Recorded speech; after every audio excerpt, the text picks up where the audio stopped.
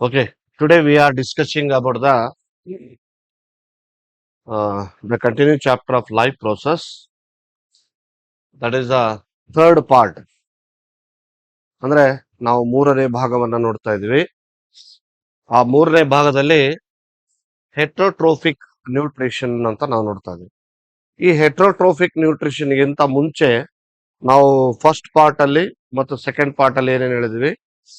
First part ಅಲ್ಲಿ life process ಅಂದ್ರೆ ಏನು, ಲೈಫ್ ಪ್ರಾಸೆಸ್ ಅನ್ನ ಯಾವ ತರ ನಡೆಯುತ್ತೆ, ಬೇರೆ ಬೇರೆ ಜೀವಿಗಳಲ್ಲಿ ಆಗ್ಲಿ ಅಥವಾ ಸಸ್ಯಗಳಲ್ಲಾಗ್ಲಿ ಯಾವ ತರ ಒಂದು ಲೈಫ್ ಪ್ರಾಸೆಸ್ ಆಗುತ್ತೆ, ಆ ಲೈಫ್ ಪ್ರಾಸೆಸ್ ಅಲ್ಲಿ ಇರ್ತಕ್ಕಂತ ಪ್ರಮುಖ ಅಂಶಗಳು ಯಾವುವು ಅನ್ನೋದನ್ನ ನಾವು ಸ್ಪಷ್ಟಪಡಿಸಿದ್ವಿ. ಸೊ ಎರಡನೇ ಪಾರ್ಟ್ ಅಲ್ಲಿ ಏನ್ ಹೇಳಿದ್ವಿ, ಆಟೋಟ್ರೋಫಿಕ್ ನ್ಯೂಟ್ರಿಷನ್ ಅಂದ್ರೆ ಏನು. ಯಾಕೆಂದ್ರೆ ಇಡೀ ನ್ಯೂಟ್ರಿಷನ್ ಭಾಗವನ್ನ, ಯಾಕಂದ್ರೆ ನಾ ಹೇಳಿದ್ದೀನಿ ಈಗ ಆಲ್ರೆಡಿ, ಜೀವಕ್ರಿಯೆಗಳ ಆರಂಭದಲ್ಲಿ ನಾವಿಲ್ಲಿ ಪ್ರಮುಖವಾಗಿ 4 ಭಾಗಗಳನ್ನ ಕಲಿತೀವಿ. ಅದರಲ್ಲಿ nutrition means digestion system, digestive system. ಎರಡನೇದು ನೆಕ್ಸ್ಟ್ ರೆಸ್ಪಿರೇಟರಿ ಸಿಸ್ಟಮ್, ಆಮೇಲೆ ಸರ್ಕ್ಯುಲೇಟರಿ ಸಿಸ್ಟಮ್ ಮೀನ್ಸ್ ಹಾರ್ಟ್ ಬಗ್ಗೆ, ಅದೇ ತರ ಇನ್ಸ್ಪಿರೇಟರಿ ಸಿಸ್ಟಮ್. ಇವೇನಿದಾವಲ್ಲ ಈ ವ್ಯವಸ್ಥೆಗಳು ಅಂದ್ರೆ ನ್ಯೂಟ್ರಿಷನ್ ಪೋಷಣೆಗೆ ಜೀರ್ಣಾಂಗ ವ್ಯವಸ್ಥೆ. ಎರಡನೇದೇನಪ್ಪಾ ಅಂತಂದ್ರೆ ಅಲ್ಲಿ ಶ್ವಾಸಕಾಂಗ ವ್ಯೂಹದ ಒಂದು ವ್ಯವಸ್ಥೆ. ಇನ್ನು ಮೂರನೇದೇನಪ್ಪಾ ಅಂತಂದ್ರೆ ಈ ರಕ್ತ ಪರಿಚಲನಾ ವ್ಯವಸ್ಥೆ ಅಥವಾ ಹಾರ್ಟ್ ಬಗ್ಗೆ ಅಂತ ಹೇಳ್ತೀವಿ. ಇನ್ನು ನಾಲ್ಕನೇದು ವಿಸರ್ಜನಾಂಗ ವ್ಯವಸ್ಥೆ. These are the 4 system to lead the life processes. ಈ 4 ಏನಿದಾವಲ್ಲ ಈ ಭಾಗಗಳು, ಈ 4 ಭಾಗಗಳ ಏನಂದ್ರೆ ಜೀವನ ಕ್ರಿಯೆಗಳನ್ನ ನಿಯಂತ್ರಿಸ್ತವೆ. ಓಕೆ, ಆ ಜೀವನ ಕ್ರಿಯೆಗಳನ್ನ ನಿಯಂತ್ರಿಸ್ತವೆ ಅನ್ನೋದ್ರ ಬಗ್ಗೆ ನಾವು ನೋಡಿದ್ವಿ. ಅದರಲ್ಲಿ ಮೊದಲನೆಯ ಭಾಗ ಅಂದ್ರೆ ನಾವೇನ್ ನೋಡ್ತಾ ಇದೀವಿ, ನ್ಯೂಟ್ರಿಷನ್. ಫಸ್ಟ್ ಆ ನ್ಯೂಟ್ರಿಷನ್ ಯಾವ್ದ್ರಲ್ಲಿ ಆಗತ್ತೆ, ಯಾವ್ಯಾವ ಪ್ರಕಾರದಲ್ಲಿ ಆಗತ್ತೆ, ಜೊತೆಗೆ ಆ ನ್ಯೂಟ್ರಿಷನ್ ಅಲ್ಲಿ ಆಟೋಟ್ರೋಪಿಕ್ ಹೆಂಗಾಗತ್ತೆ ಅನ್ನೋದು ನಾವ್ ಈಗಾಗಲೇ ಕಂಪ್ಲೀಟ್ ಮಾಡಿದೀವಿ. ಈ ಕ್ಲಾಸ್ ಅಲ್ಲಿ ಏನ್ ನೋಡ್ತಾ ಇದೀವಿ ಅಂದ್ರೆ ಹೆಟ್ರೋಟ್ರೋಫಿಕ್ ನ್ಯೂಟ್ರಿಷನ್ ಅಂದ್ರೆ ಏನು, ಜೊತೆಗೆ ಡೈಜೆಸ್ಟಿವ್ ಸಿಸ್ಟಮ್ ಹೆಂಗ್ ಕೆಲಸ ಮಾಡುತ್ತೆ, ಅದು ಬೇರೆ ಬೇರೆ ಜೀವಿಗಳಲ್ಲಿ ಮೇ ಬಿ ಯುನಿಸೆಲ್ಯುಲರ್ ಆರ್ಗಾನಿಸಮ್ಸ್ ಅಲ್ಲಿ ಹೆಂಗ್ ಕೆಲಸ ಮಾಡುತ್ತೆ, ಮಲ್ಟಿ ಸೆಲ್ಯುಲರ್ ಆರ್ಗಾನಿಸಮ್ಸ್ ಅಲ್ಲಿ ಹೆಂಗ್ ಕೆಲಸ ಮಾಡುತ್ತೆ, ಸ್ಪೆಸಿಫಿಕ್ ಆಗಿ ಮನುಷ್ಯನಲ್ಲಿ ಹೆಂಗ್ ಕೆಲಸ ಮಾಡುತ್ತೆ ಅನ್ನೋದ್ರ ಬಗ್ಗೆ ನಾವು ಈ ಒಂದು ಟಾಪಿಕ್ ಅಲ್ಲಿ ಸುದೀರ್ಘವಾಗಿ ತಿಳ್ಕೊಳ್ಳೋದಿದ್ವಿ. ಓಕೆ, ಕಮ್ ಸರಿ. ಹಾಗಾದ್ರೆ ಫಸ್ಟ್ ನಾವು ಆಟೋಟ್ರೋಪಿಕ್ ಇಂದ ಸ್ಟಾರ್ಟ್ ಮಾಡೋಣ. ನೋಡಿ ಸರಿ, ಹಾಗಾದ್ರೆ ಈ ಆಟೋಟ್ರೋಫಿಕ್ ಅನ್ನೋದನ್ನ ನಾವೀಗ ಕಂಪ್ಲೀಟ್ ಮಾಡಿದೀವಿ. ಈಗ ನಾವು ಹೆಟ್ರೋಟ್ರೋಫಿಕ್ ನ್ಯೂಟ್ರಿಷನ್ ಅಂದ್ರೆ ಏನು. ಹೆಟ್ರೋಟ್ರೋಫಿಕ್ ಅಂತಂದ್ರೆ ಸಾಮಾನ್ಯವಾಗಿ ಜೀವಿಗಳ ಒಂದು ಪೋಷಣೆ. ಪ್ರಪಂಚದಲ್ಲಿ ಸಾಕಷ್ಟು ಜೀವಿಗಳಿದಾವಲ್ವಾ, ಲಕ್ಷಾಂತರ ಜೀವಿಗಳಿದಾವೆ. ಎಲ್ಲಾ ಜೀವಿಗಳು ಒಂದೇ ತರ ಆಹಾರ ಸ್ವೀಕರಿಸ್ತಾವ? Just you have to imagine. ಎಲ್ಲಾ ಜೀವಿಗಳು ಒಂದೇ ತರ ಸ್ವೀಕರಿಸ್ತಾವ? ಅವು ಏನ್ ಮಾಡುತ್ತೆ, ನುಂಗಿ ಬಿಡುತ್ತೆ, ಡೈರೆಕ್ಟ್ ಆಗಿ ನುಂಗುತ್ತೆ. ಅದಕ್ಕೆ ಚೀವ್ ಮಾಡಕ್ ಆಗಲ್ಲ, ಹೌದಾ? ಇನ್ನು ಬೆಕ್ಕು, ಸಿಂಹ, ಆಕಳ ಅಲ್ವಾ, ನಾಯಿ, ಇವೆಲ್ಲ ಹೆಂಗೆ ಸ್ವೀಕರಿಸ್ತವೆ? ಪಕ್ಷಿಗಳು ಆಹಾರವನ್ನ ಇವೆಲ್ಲ ಏನ್ ಮಾಡ್ತವೆ, ಹೆಟ್ರೋಟ್ರೋಫಿಕ್ ಅಂತಂದ್ರೆ ಸಾಮಾನ್ಯವಾಗಿ ವಿಭಿನ್ನ ಜೀವಿಗಳು ವಿವಿಧ ರೀತಿಯಲ್ಲಿ ಆಹಾರವನ್ನ ಸ್ವೀಕಾರ ಮಾಡ್ತವೆ. ಇಡೀ ಪ್ರಪಂಚದಲ್ಲಿ ಒಂದೇ ತರ ಆಹಾರವನ್ನ ಸ್ವೀಕಾರ ಮಾಡುವಂತ ಪ್ರಾಣಿಗಳಿಲ್ಲ ಅಲ್ವಾ. ನೋಡಿ, ವಿವಿಧ ಜೀವಿಗಳು ವಿಭಿನ್ನ ಪೋಷಣಾ ವಿಧಾನಗಳನ್ನ ಹೊಂದಿವೆ. Means the different organisms have a different modes of nutrition ಅಲ್ವಾ. ಸಸ್ಯಗಳು ಆಹಾರವನ್ನ ಹೇಗ್ ಸ್ವೀಕರಿಸ್ತವೆ ಅಂತ ನಮ್ಗೆ ಗೊತ್ತಾಗ್ಬಿಡ್ತು. ಆಟೋಟ್ರೋಫಿಕ್ ನ್ಯೂಟ್ರಿಷನ್ ಮಾಡ್ಕೊಂಡು ತಮ್ಮಷ್ಟಕ್ಕೆ ತಾವೇ ಆಹಾರವನ್ನ ಸ್ವೀಕರಿಸ್ತವೆ ಅಂತ ಗೊತ್ತಾಯ್ತು. ಇದು ಹಂಗಲ್ಲ, ಬಾಹ್ಯದಿಂದ ಆಹಾರವನ್ನ ಸ್ವೀಕರಿಸಬೇಕು ಮತ್ತು ಬಾಹ್ಯದಿಂದ ಆಹಾರವನ್ನ ಸ್ವೀಕರಿಸಿದ ಮೇಲೆ ಅದನ್ನ ಜೀರ್ಣ ಮಾಡ್ಕೊಳ್ಬೇಕು. ಅದು ಏನಾಗುತ್ತೆ, ನೆಕ್ಸ್ಟ್ ನ್ಯೂಟ್ರಿಷನ್ ಆಗತ್ತೆ. ರೈಟ್, ಹೊರಗಡೆ ಇರುವಂತ ಆಹಾರವನ್ನ ಸ್ವೀಕಾರ ಮಾಡಿ ಅದನ್ನೇನ್ ಮಾಡ್ಬೇಕು, ದೇಹದ ಒಳಗಡೆ ಕಳಿಸ್ಬೇಕು. ದೇಹದ ಒಳಗಡೆ ಕಳಿಸಿದ ಮೇಲೆ ಅದೇನಾಗತ್ತೆ, ನ್ಯೂಟ್ರಿಷನ್ ಆಗಿ ಕನ್ವರ್ಟ್ ಆಗತ್ತೆ. ರೈಟಾ? ಸರಿ, ಹಾಗಾದ್ರೆ ಆ ತರ ನ್ಯೂಟ್ರಿಷನ್ ಕನ್ವರ್ಟ್ ಆಗ್ಬೇಕು ಅಂತ ನಾವು ಪ್ರಪಂಚದಲ್ಲಿರುವಂತ ಎಲ್ಲಾ ಜೀವಿಗಳ ಬಗ್ಗೆ ನಾವು ಅಧ್ಯಯನ ಮಾಡಕ್ ಹೋದ್ರೆ ತುಂಬಾ ಕಷ್ಟ ಆಗತ್ತೆ. ಯಾಕಂದ್ರೆ ಸಾಕಷ್ಟು ಜೀವಿಗಳು ಸಾಕಷ್ಟು ರೀತಿಯ ವಿವಿಧ ಪ್ರಕಾರದ ಆಹಾರದ ಒಂದು ವಿಧಾನದಲ್ಲಿ ಅವೇನ್ ಮಾಡ್ತವೆ, ಆಹಾರವನ್ನ ಸ್ವೀಕರಿಸ್ತವೆ. ಸರಿ, ಹಾಗಾದ್ರೆ ನಾವು ಒಂದು ವಿಚಾರವನ್ನ ತಿಳ್ಕೊಳ್ಳಬೇಕು. ಪರಪೋಷಕ ಅಂದ್ರೆ ಬೇರೆಯ ಒಂದು ವಸ್ತುಗಳ ಮೇಲೆ ಅಥವಾ ಬೇರೆಯ ಆಹಾರದ ಮೇಲೆ ಈ ಜೀವಿಗಳು ಡಿಪೆಂಡ್ ಆಗಿರ್ತವೆ. ಫಾರ್ ಎಕ್ಸಾಂಪಲ್ ಮನುಷ್ಯರೇ ತಗೊಳ್ಳೋಣ. ಮನುಷ್ಯರ ಆಹಾರದ ಮೇಲೆ ಡಿಪೆಂಡ್ ಆಗಿದೀವಿ. ನಾವು ನಮ್ಮಷ್ಟಕ್ಕೆ ನಾವೇ ಆಹಾರವನ್ನ ತಯಾರಿಸ್ಕೊಳ್ಳೋದಕ್ಕೆ ಆಗೋದಿಲ್ಲ. ರೈಟ್? ಸರಿ, ಹಾಗಾದ್ರೆ ಈಗ ಎಲ್ಲಾ ಜೀವಿಗಳನ್ನ ನಾವು ನೋಡಿದಾಗ, ಜೀವಿಗಳ ಬಗೆಗಳನ್ನ ನೋಡಿದಾಗ ನಾವು ಎರಡು ರೀತಿಯಲ್ಲಿ ನಾವು ನೋಡ್ಕೊಳ್ಬಹುದು. ಏನಂತಂದ್ರೆ stationary food and the mobile food ಅಂತ ಹೇಳ್ತೀವಿ ನಾವು. ಅಂದ್ರೆ ನಿಂತಲ್ಲೇ ಇದ್ದ ಆಹಾರಗಳನ್ನ ಸ್ವೀಕರಿಸುವ ಪ್ರಾಣಿಗಳು ಬೇರೆ, ಆಹಾರ ಮೂವ್ಮೆಂಟ್ ಆಗ್ತಾ ಇರುವಾಗ ಅದನ್ನ ಸ್ವೀಕರಿಸುವಂತ ಪ್ರಾಣಿಗಳೇ ಬೇರೆ. ನೋಡಿ, ಇದು ಸ್ಟ್ಯಾಗ್ನೆಂಟ್ ಇದೆ. ಈಗ ಆಕಳು ಮೇಯ್ತಾ ಇದೆ, ಫುಲ್ ಓಡಿ ಹೋಗ್ತಾ? ಫುಲ್ ಓಡಿ ಹೋಗಲ್ಲ, ಅಲ್ಲೇ ಇರುತ್ತೆ. ಇನ್ನು ಆಕಳ ಹೋಗ್ಬೇಕು, ಹೌದಾ? ಈ ಆಕಳ ಹುಲ್ ಇದ್ದ ಜಾಗಕ್ಕೆ ಹೋಗಿ, ಗ್ರಾಸ್ ಇದ್ದ ಜಾಗಕ್ಕೆ ಹೋಗಿ ಮೇಯ್ಬೇಕು. ಆಕಳ ಇದ್ದ ಜಾಗಕ್ಕೆ ಮೇವು ಬರಂಗಿಲ್ಲ. ಕರೆಕ್ಟಾ? ರೈಟ್. ಹಾಗಾದ್ರೆ ಇದನ್ನೇನಂತ ಕರಿತೀವಿ ನಾವು? ಸ್ಥಿರ ಆಹಾರ, ಸ್ಟೇಷನರಿ ಫುಡ್. ಇದು ಈ ಸ್ಟೇಷನರಿ ಫುಡ್ ಇದ್ದಲ್ಲಿಗೆ ಪ್ರಾಣಿಗಳು ಅಂದ್ರೆ ಇದ್ದಲ್ಲಿಗೆ ಆಹಾರವನ್ನ ಸ್ವೀಕರಿಸ್ತವೆ. ನೋಡಿ, ಸಿಂಹ ಅದು ನಿಂತ್ಕೊಂಡಿರುತ್ತೆ ಅಂತ ತಿನ್ನೋದಕ್ಕ. ಈ ಜೀವಿ ಒಂದೇ ಕಡೆ ಸ್ಟ್ಯಾಗ್ನೆಂಟ್ ಇರುತ್ತಾ? ಫುಲ್ ಇದ್ದಂಗ ಇಲ್ಲ. ಇದೇನ್ ಮಾಡ್ಬೇಕಾಗತ್ತೆ? Mobile food. ಇದು ಓಡ್ತಾ ಇರುತ್ತೆ. ಅದನ್ನ ಓಡ್ತಕ್ಕಂತ ಪ್ರಾಣಿನ ಬೇಟೆಯಾಡಿ ಸಿಂಹ ತಿನ್ಬೇಕು. ನೋಡಿ, ಇದರ ಆಹಾರದ ಪದ್ಧತಿನೇ ಬೇರೆ, ಇದರ ಆಹಾರದ ಪದ್ಧತಿನೇ ಬೇರೆ. ನಾವೇಗ್ ತಿಂತೀವಿ? ನಾವು ಓಡಿ ಹೋಗಿ ತಿಂತೀವಿ? ಇಲ್ಲ. ನಾವೇನ್ ಮಾಡ್ತೀವಿ? ಇದ್ದಲ್ಲಿಗೆ ಹೋಗಿ ಮಾರ್ಕೆಟಿಂಗ್ ಮಾಡಿ ಚಲೋದ್ ಯಾವ್ದಾವ್ದು ಐಟಮ್ ಬೇಕು ಮತ್ತೆ ತಗೊಂಬಂದು ನಮಗ್ ಬೇಕಾದಂಗ ಬೇಯಿಸ್ಕೊಂಡು ತಿಂತೀವಿ. ಆದ್ರೆ ವಿಚಿತ್ರ ಏನ್ ಗೊತ್ತಾ? ಇಡೀ ಪ್ರಪಂಚದಲ್ಲಿನೇ ಆಹಾರವನ್ನ ಬೇಯಿಸಿ ತಿನ್ನುವ ಏಕೈಕ ಪ್ರಾಣಿ ಅಂದ್ರೆ ಮನುಷ್ಯ ಒಬ್ಬತನೇ. ಬೇರೆ ಯಾವನ್ನ ಅಡಿಗೆ ಮಾಡ್ಕೊಂತಿದ್ದ? ಇಲ್ಲ. ಪ್ರಕೃತಿಯಾಗಿ ಹೆಂಗ ಆಹಾರ ಐತೆ ಹಂಗೆ ಸ್ವೀಕರಿಸ್ತಾವ. ಇದು ಆ ಡೀರ್ ತಗೊಂಬಂದು ಕುಕ್ ಮಾಡಿ ಮಸಾಲೆ ಹಾಕಿ, no, direct plate. Is it not? ಆಹಾರವನ್ನು ಡೈರೆಕ್ಟ್ ಆಗಿ ಸ್ವೀಕರಿಸ್ತದ ಅದು. ಇದು ಹುಲ್ಲಿಗೆ ಒಗ್ಗರಣೆ ಕೊಡ್ತದೇನೆ? ಇಲ್ಲ. ಅದು ತಾನೇ ಸ್ವೀಕರಿಸ್ತಾ. ಪ್ರಪಂಚದಲ್ಲಿರುವಂತ ಎಲ್ಲಾ ಜೀವಿಗಳೇನ್ ಮಾಡ್ತವೆ? ಡೈರೆಕ್ಟ್ ಆಗಿ ಆಹಾರವನ್ನು ಸ್ವೀಕರಿಸ್ತವೆ. ರೈಟ್? ಕರೆಕ್ಟ್, ಹೌದಲ್ಲ? ಹೌದು. ಸರಿ, ಹಾಗಾದ್ರೆ ಒಂದು ನಮ್ಗೆ ಸ್ಪಷ್ಟ ಆಯ್ತು. ಏನಂದ್ರೆ ಕೆಲವೊಂದು ಆಹಾರ ಇದ್ದಲ್ಲಿಗೆ ಬರುತ್ತೆ, ಅದು ಇದ್ದಲ್ಲೇ ಇರುತ್ತೆ. ರೈಟ್? ಇದ್ದಲ್ಲೇ ಇರುತ್ತೆ, ಆಹಾರವನ್ನು ಸ್ವೀಕರಿಸುವಂತ ಪ್ರಾಣಿಗಳಿದಾವೆ. ಇನ್ನು ಕೆಲವು ಜೀವಿಗಳು ಬೇಟೆಯಾಡಿ ಇದ್ದ ಆಹಾರದಲ್ಲಿಗೆ ಹೋಗಿ ಅದನ್ನೇನ್ ಮಾಡ್ತವೆ? ಸ್ವೀಕರಿಸ್ತವೆ. ಮನುಷ್ಯ ತನಗೆ ಬೇಕಾದಂತ ಆಹಾರವನ್ನ ಸ್ವೀಕರಿಸ್ತಾನೆ. ಬೆಳೆದಿರ್ತಕ್ಕಂತ ಕಾಯಿ ಪಲ್ಯಗಳಾಗಿರ್ಬೋದು, ವೆಜಿಟೇಬಲ್ಸ್ ಆಗಿರ್ಬೋದು, ಅವನ್ನೆಲ್ಲ ತಗೊಂಡ್ಬರ್ತಾನೆ. ಮನೆಗೆ ತಗೊಂಡ್ಬಂದು ತನಗೆ ಬೇಕಾದ ರೀತಿಯಲ್ಲಿ ಆಹಾರವನ್ನ ಕುಕ್ ಮಾಡಿ ಅದನ್ನ ಬೇಯಿಸಿ ತಿಂತಾನೆ. ಇವನು ಇದನ್ನು ತಿಂತಾನೆ, ಯಾರೂ ಬಿಡಲ್ಲ. ಅರ್ಥ ಆಯ್ತಾ? ಇದನ್ನ ಓಡಿ ಹೋಗಿ ತಿನ್ನಲ್ಲ, ಒಂದ್ ಕಡೆ ಕಟ್ಟಾಕಿ ಕಡದು ತಿಂತಾನ. ರೈಟ್? ಲೆಟ್ಸ್ ಇದೆ ಈ ಬೇರೆ ಬೇರೆ ರೀತಿಯಲ್ಲಿ ಆಹಾರ ಪದ್ಧತಿ. ಆದ್ರೆ ಒಂದು ವಿಷಯನ ನಾವು ತಿಳ್ಕೊಳ್ಳಬೇಕು. ಏನಂದ್ರೆ each organism is adapted to its environment. ಎಲ್ಲಾ ಜೀವಿಗಳು ಆಹಾರವನ್ನ ತಿಂತವೇನೋ ನಿಜ, ಆದ್ರೆ ಆ ಎನ್ವಿರಾನ್ಮೆಂಟ್ ಪ್ರಕಾರ ಮಾತ್ರ ತಿಂತವ. ಆಕಳು ಯಾವತ್ತು ಮಾಂಸವನ್ನ ತಿನ್ನೋದಿಲ್ಲ. ಹಾಗಂತೇಳಿ ಹಸುವಾಗಿದೆ ಅಂತೇಳಿ ಸಿಂಹಕ್ಕೆ ಮಾಂಸ ಸಿಕ್ಕಿಲ್ಲ ಅಂತ ಹುಲ್ಲು ತಿನ್ನಂಗಿಲ್ಲ. ಅದು ತನ್ನದೇ ಆದ ರೀತಿಯಲ್ಲಿ ಪ್ರಭೇದವನ್ನ ಹೊಂದಿದೆ. ಅದಕ್ಕೆ ತನಗೆ ಯಾವ ಆಹಾರ ಬೇಕು ಆ ಎನ್ವಿರಾನ್ಮೆಂಟ್ ಗೆ ಸೆಟ್ ಆದಂತ ಆಹಾರವನ್ನೇ ಪಡಿತದೆ. ಅದನ್ನು ಬಿಟ್ಟು ಬೇರೆ ಆಹಾರವನ್ನ ಪಡೆಯೋದಿಲ್ಲ, ಬೇರೆ ಆಹಾರವನ್ನ ತಿನ್ನೋದಿಲ್ಲ. And mode of nutrition depends on the type and availability of food. ಇನ್ನೊಂದು ಇಂಪಾರ್ಟೆಂಟ್ ಥಿಂಗ್ ನಾವು ಅರ್ಥ ಮಾಡ್ಕೊಳ್ಳಬೇಕೇನಂದ್ರೆ the mode of nutrition depend on the type. ಯಾವ ಆಹಾರದ ಪದ್ಧತಿ ಮತ್ತು ಎಷ್ಟು ಸಿಗುತ್ತೆ ಅನ್ನೋದ್ರ ಮೇಲೆ ಪ್ರಭೇದಗಳಿದಾವೆ. ಸಾಕಷ್ಟು ಈ ಸೃಷ್ಟಿ ಆಗಿರೋದೇ ಹಂಗ. ಈ ಪ್ರಕೃತಿಯಲ್ಲಿ ಇರ್ತಕ್ಕಂಥ ಎಲ್ಲಾ ಜೀವಿಗಳನ್ನ ನೀವು ನೋಡಿ, ಎಲ್ಲಾ ಜೀವಿಗಳಲ್ಲಿ ಆಹಾರದ ಪದ್ಧತಿ ಹೆಂಗಿದೆ ಅಂತಂದ್ರೆ ಆ ನ್ಯೂಟ್ರಿಷನ್ ಪಡ್ಕೊಳ್ಬೇಕಾದಂತ ಪ್ರಾಣಿಗಳು ಏನ್ ಮಾಡ್ತವೆ? ಪ್ರತಿಯೊಂದು ಆಹಾರವನ್ನ ಅವೈಲಬಿಲಿಟಿ ಇರೋಂತ ರೀತಿಯಲ್ಲಿ ಮತ್ತು ಆಯಾ ವಾತಾವರಣಕ್ಕೆ ಸೆಟ್ ಆಗೋ ರೀತಿಯಲ್ಲಿ ಬದುಕ್ತಾವ. ಗೊತ್ತಾಯ್ತಾ? ಸರಿ, ಓಕೆ. ಎರಡನೇ ಪಾಯಿಂಟ್. ಇನ್ನು ಮೂರನೇದಿಂದ the different organism use different structure and the methods of obtaining food. ಗೊತ್ತಾಯ್ತಾ? ಅನೇಕ ರೀತಿಯ ಜೀವಿಗಳು ಏನ್ ಮಾಡ್ತವೆ? ಆಹಾರವನ್ನ ಪಡೆಯೋದಕ್ಕೆ ವಿಭಿನ್ನ ರಚನೆಗಳಿದಾವೆ ದೇಹದಲ್ಲಿ. ಆಕಳು ತಿಂದಿದ್ದ ಆಹಾರನ ಅರಗಿಸ್ಕೊಳ್ಳೋದಕ್ಕೆ ಬೇರೆ ಸಿಸ್ಟಮ್ ಇದೆ.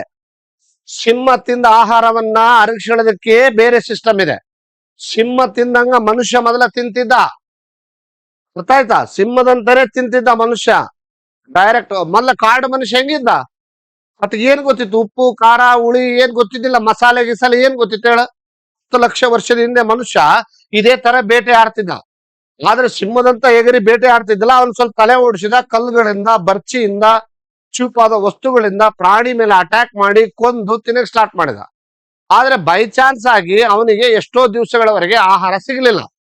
ಆದ್ರೆ ಏಕಾಏಕಿ ಕಾಡಿಗೆ ಬೆಂಕಿ ಹತ್ತಿತು. ಬೆಂಕಿ ಹತ್ತಿದ ಸಂದರ್ಭದಲ್ಲಿ ಯಾವ ಪ್ರಾಣಿಗಳು ಅವನಿಗೆ ಸಿಗಲಿಲ್ಲ. ಸಿಗಲಾರ್ದಾಗ ಏನಾಯ್ತು? ಬೆಂಕಿ ಹತ್ತಿದ ಸಂದರ್ಭದಲ್ಲಿ ಎಷ್ಟೋ ಪ್ರಾಣಿಗಳು ಆ ದಗದಗ ಉರಿಯುವ ಬೆಂಕಿನಲ್ಲಿ ಪ್ರಾಣಿಗಳೆಲ್ಲ ಸತ್ತು ಬೆಂದೋಗ್ಬಿಟ್ಟಿದ್ವು. ಆಹಾರ ಸಿಗದೆ ಇರೋ ಪರಿಸ್ಥಿತಿಯಲ್ಲಿ ಮನುಷ್ಯ ಏನ್ ಮಾಡಿದ? ಬೆಂದಿರೋ ಆಹಾರನೇ ತಿಂದ್ಬಿಟ್ಟ. ಯಾವಾಗ ಅವನು ಬೆಂದಿರೋ ಆಹಾರ ತಿಂದ ಅವನಿಗೆ ಗೊತ್ತಾಯ್ತು, ಓಹೋ, ಹಸಿ ತಿನ್ನೋದಕ್ಕಿಂತ ಬೇಯಿಸಿ ತಿಂದ್ರೆ ಟೇಸ್ಟ್ ಬರುತ್ತಾ ಅಂತ ಗೊತ್ತಾಗ್ಬಿಡ್ತಿ. ಅವಾಗಿನಿಂದ ಶುರುವಾದ ದಿನ ಇವತ್ತಿನವರೆಗೂ ನಾವು ಆಹಾರವನ್ನ ಬೇಯಿಸಿ ತಿಂತೀವಿ. ಅರ್ಥ ಆಯ್ತಾ? ರಾ ಫುಡ್ ಬೇರೆ, ಅದನ್ನ ಕುಕ್ಡ್ ಫುಡ್ ಬೇರೆ, ಅಂದ್ರೆ ಬಾಯ್ಲ್ಡ್ ಫುಡ್ ಬೇರೆ. ಮನುಷ್ಯನಿಗೆ ಹಲ್ಲುಗಳೇನಿದಾವಲ್ಲ, ಅವುಗಳ ಒಂದು ವಾತಾವರಣ ಮತ್ತು ಜಿಗಿಯುವ ಅಗಿಯುವ ಸ್ವಲ್ಪ ಕೆಪಾಸಿಟಿ ಚೇಂಜ್ ಆಗ್ತಾ ಆಗ್ತಾ ಆಗ್ತಾ ಮನುಷ್ಯನ ಒಂದು ಬಾಡಿ ಸ್ಟ್ರಕ್ಚರೇ ಚೇಂಜ್ ಆಗ್ತಾ ಹೋಯ್ತು.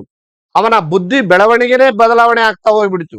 ಯಾವಾಗ ಅವನು ಅಗೆದು ತಿನ್ನುವಂತ ಮತ್ತು ಕುದಿಸಿದಂತ ಅಥವಾ ಕುಕ್ಡ್ ಫುಡ್ ತಿನ್ನಕ ಸ್ಟಾರ್ಟ್ ಮಾಡಿದ್ನೋ, ಅವನ ಬದಲಾವಣೆನೇ ಲಾಟ್ ಆಫ್ ಚೇಂಜ್ ಆಗಿ ಸ್ಟಾರ್ಟ್ ಆಗ್ಬಿಡ್ತು. ಆಯ್ತಾ? ಅಲ್ಲಿಂದ ಅವನೇನ್ ಮಾಡ್ತಾ? ಆಹಾರವನ್ನ ಬೇಯಿಸಿ ತಿನ್ನಕ್ ಸ್ಟಾರ್ಟ್ ಮಾಡಿದ. Okay, this is history. ನಾವೇನ್ ತಿಳ್ಕೊಳ್ಬೇಕಾಗಿದೆ ಅಂದ್ರೆ, ಇದು ಡೈರೆಕ್ಟ್ ಆಗಿ ರಾ ಫುಡ್ ನ ತಿಂತಾ ಇದೆ, ಇದು ಕೂಡ ರಾ ಫುಡ್ ತಿಂತಾ ಇದೆ. ರಾ ಫುಡ್ ಇವೆಲ್ಲ ಕಚ್ಚಾ ಆಹಾರ. ನಾವು ಕೂಡ ತಿಂತೀವಿ ಕಚ್ಚಾ ಆಹಾರ. ಡೈರೆಕ್ಟ್ ಆಗಿ ಗೆಜ್ಜರೆ ತಿಂತೀವಿ, ಮೂಲಂಗಿ ತಿಂತೀವಿ, ಸೌತೆಕಾಯಿ ತಿಂತೀವೋ ಇಲ್ಲ? ಅದೇ ತರ ಮೆಣಸಿನಕಾಯಿ ತಿಂತೀವಿ ತಿನ್ನಲ್ಲ. ಕೆಲವೊಂದು ಟೈಮ್ ಕೆಲವರು ಮಂಡಕ್ಕಿ ಜೊತೆಗೆ ಹಸಿಮೆಣಸಿನಕಾಯಿ ಹಾಕೊಂಡು ತಿಂತಾರ. ಡೈರೆಕ್ಟ್ ಆಗಿ ತಿನ್ನಲ್ಲ. ಕೆಲವರು ತಿಂದು ಸಾಸನು ಮಾಡ್ಯಾರ ಡೈರೆಕ್ಟ್ ಆಗಿ ತಿಂದು. Okay, secondary. ಬಟ್ ಇಲ್ಲಿ ಒಂದು ನಾವು ಏನು ಸ್ಪಷ್ಟಪಡಿಸ್ಕೊಳ್ಬೇಕು ಅಂತಂದ್ರೆ, ಇದೆಲ್ಲ ರಾ ಫುಡ್. ಆಯ್ತಾ? ಆದ್ರೆ ಒಂದು ನೆನ್ಪಿಟ್ಕೊಳ್ಳಿ, ರಾ ಫುಡ್ ಅಲ್ಲಿ ಹೈಯೆಸ್ಟ್ ಇರುತ್ತೆ. ಫೈಬರ್ಸ್ ಕಂಟೆಂಟ್ ಆಗಿರ್ಲಿ, ಅಥವಾ ಅದರಲ್ಲಿ ಇರ್ತಕ್ಕಂಥ ವೈಟಮಿನ್ಸ್ ಆಗ್ಲಿ, ಅಥವಾ ನ್ಯೂಟ್ರಿಯೆಂಟ್ಸ್ ಆಗ್ಲಿ ಸಾಕಷ್ಟು ಇರುತ್ತೆ. ಅದಕ್ಕೆ ಎಷ್ಟೋ ಸಲ ಡಾಕ್ಟರ್ಗಳು ಏನ್ ಸಜೆಸ್ಟ್ ಮಾಡ್ತಾರೆ? ಹಸಿ ತರಕಾರಿ ತಿನ್ನಿ, ಹಸಿ ಕಾಯಿ ಪಲ್ಯಗಳನ್ನೇ ಬಳಸಿ, ಕುದಿಸೋದ್ರಿಂದ ಅದರಲ್ಲಿ ಇರ್ತಕ್ಕಂಥ ಕೆಪಾಸಿಟಿ ಹೊರಟೋಗುತ್ತೆ ಅನ್ನೋದಿದೆ. ಓಕೆ, ಅದು ಆಹಾರ ಪದ್ಧತಿ ಬಂದಾಗ ನಾ ಹೇಳ್ತೀನಿ.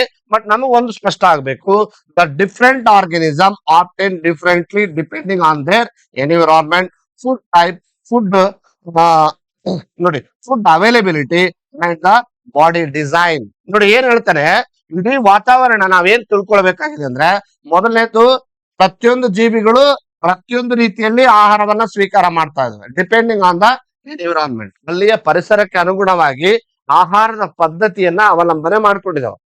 ಎಲ್ಲಾ ಜೀವಿಗಳು ಒಂದೇ ರೀತಿ ಆಹಾರ ಸ್ವೀಕರಿಸ್ತಾವ? ಇಲ್ಲ, ಖಂಡಿತ ಇಲ್ಲ. ಎಲ್ಲವೂ ಬೇರೆ ಬೇರೆ ಆಹಾರವನ್ನ ಸ್ವೀಕರಿಸ್ತವೆ. ಸರಿ, ಹಾಗಾದ್ರೆ ಅವು ಯಾವ್ದ್ರ ಮೇಲೆ ಡಿಪೆಂಡ್ ಆಗಿದೆ? ಮೊದಲನೇದು ಎನ್ವಿರಾನ್ಮೆಂಟ್. ಸರಿ, ಹಾಗಾದ್ರೆ ಅಲ್ಲಿ ಏನನ್ನ ಮಾಡುತ್ತೆ? ಫುಡ್ ಟೈಪ್, ಯಾವ ಆಹಾರವನ್ನ ಸ್ವೀಕರಿಸ್ತದೆ, and availability of the food, ಅದರ ಲಭ್ಯತೆ ಎಷ್ಟಿದೆ. ಅಷ್ಟೇ ಅಲ್ಲ, ಅದರ ಒಂದು ಡಿಸೈನ್, ಅದರ ಬಾಡಿ ಡಿಸೈನ್ ಹೆಂಗ್ ಡಿಫರೆಂಟ್ ಆಗಿದೆ. ಎಲ್ಲಾ ಜೀವಿಗಳು ಆಹಾರವನ್ನ ಸ್ವೀಕರಿಸ್ತವೆ ಅನ್ನೋ ನಿಜ. ಆದ್ರೆ ಹೆಂಗ್ ಡೈಜೆಸ್ಟ್ ಮಾಡ್ತವೆ? ಎಲ್ಲದೂ ಒಂದೇ ಟೈಪ್ ಇದೆಯಾ? ಎಲ್ಲಾ ಜೀವಿಗಳು ಒಂದೇ ಟೈಪ್ ಆಹಾರವನ್ನ ಸ್ವೀಕಾರ ಮಾಡಲ್ಲ ಅಂದ್ಮೇಲೆ ಅದರ ದೇಹದಲ್ಲಿ ಜೀರ್ಣ ಆಗುವಂತ ವ್ಯವಸ್ಥೆ ಕೂಡ ಬೇರೆ ಬೇರೆ ತರ ಇದೆ. ಹಾಗಂತೇಳಿ ಬೇರೆ ಬೇರೆ ತರ ಇದೆ ಅಂತೇಳಿ ಎಲ್ಲಾ ಪ್ರಾಣಿಗಳು ಕಂಪ್ಲೀಟ್ ಆಗಿ ನಾವು ಎಲ್ಲವೂ ಸಪರೇಟ್ ಇದೆಯಾ? ಖಂಡಿತ ಇಲ್ಲ. ಕೆಲವೊಂದು ಪ್ರಾಣಿಗಳನ್ನ ಒಂದು ಗುಂಪಲ್ಲಿ ಸೇರಿಸಬಹುದು, ಕೆಲವು ಪ್ರಾಣಿಗಳನ್ನ ಒಂದು ಗುಂಪಲ್ಲಿ ಸೇರಿಸಬಹುದು, ಕೆಲವು ಜೀವಿಗಳನ್ನ ಒಂದು ಗುಂಪಲ್ಲಿ ಸೇರಿಸಬಹುದು. ನೀವು ನೋಡಿ, ಇವೆಲ್ಲ ದೊಡ್ಡ ಪ್ರಾಣಿಗಳು, ಓಕೆ, ವಿ ಅಂಡರ್ಸ್ಟುಡ್. ಕೆಲವೊಂದು ಅತ್ಯಂತ ಚಿಕ್ಕ ಪ್ರಾಣಿಗಳಿರ್ತಾವ, ಅತಿ ಚಿಕ್ಕ ಪ್ರಾಣಿಗಳಿರ್ತಾವ. ಆಯ್ತಾ? ಫಾರ್ ಎಕ್ಸಾಂಪಲ್, ಇರುವೆ ಇದೆ.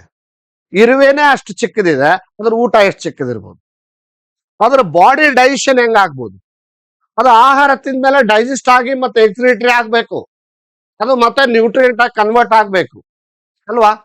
ಒಂದು ಇರುವೆಗೆ ಆಹಾರದ ಸ್ವೀಕಾರ ಮಾಡುವ ಜೊತೆಗೆ ಅದರ ಡೈಜೆಸ್ಟಿವ್ ಸಿಸ್ಟಮ್ ಮನುಷ್ಯಂದ ಇದ್ದಂಗ ಐತೆ, ಚೇಂಜ್ ಇದೆ. ಹೋಗ್ಲಿ ಬಿಡಿ, ಇದು ಕಣ್ಣಿಗೆ ಕಾಣುವಂತ ಜೀವಿ. ಎಷ್ಟೋ ಜೀವಿಗಳು ಕಣ್ಣಿಗೆ ಕಾಣಲ್ಲ ಅಲ್ವಾ? ಎಷ್ಟೋ ಜೀವಿಗಳು ಕಣ್ಣಿಗೆ ಕಾಣಲ್ಲ, ಅವುಗಳ ಆಹಾರ ಪದ್ಧತಿ ಹೆಂಗೈತೆ, ಅವುಗಳು ಯಾವ್ದ್ರ ಮೇಲೆ ಡಿಪೆಂಡ್ ಇದಾವ ಅಂದ್ರೆ ನಮಗೊಂದು ಸ್ಪಷ್ಟ ಆಯ್ತು, ಎಲ್ಲಾ ಜೀವಿಗಳು ಒಂದೇ ತರದ ಆಹಾರವನ್ನು ಸ್ವೀಕರಿಸೋದಿಲ್ಲ. According to environment, according to availability and even the body design, how to digested the food. ಆಯ್ತಾ, ಆಹಾರವನ್ನ ಸ್ವೀಕರಿಸ್ತವೆ ಅನ್ನೋದು ನಮ್ಗೆ ಗೊತ್ತಾಗ್ಬಿಟ್ಟಿದೆ, ಖಾತ್ರಿಯಾಗಿದೆ. ಏನಂದ್ರೆ ಹೊರಗಡೆಯಿಂದ ಆಹಾರವನ್ನ ಸ್ವೀಕರಿಸ್ತವೆ ಅಂತ ನಮಗ್ ಪಕ್ಕ ಆಗಿರುವಂತದ್ದು ಏನಂದ್ರೆ ದೀಸ್ ಆರ್ ದ ಹೆಟರೋಟ್ರೋಫಿಕ್, ಹೊರಗಿಂದ ಬರುವಂತ ಆಹಾರವನ್ನ ಸ್ವೀಕರಿಸುವಂತ ಜೀವಿಗಳಿವೆಲ್ಲ. ಸರಿ, ಹಾಗಾದ್ರೆ ಯಾವ್ಯಾವ ಜೀವಿಗಳು ಯಾವ್ಯಾವ ತರ ಆಹಾರವನ್ನ ಸ್ವೀಕರಿಸ್ತವೆ ಅಂತ ನಾವು ನೋಡ್ತಾ ಹೋಗೋಣ.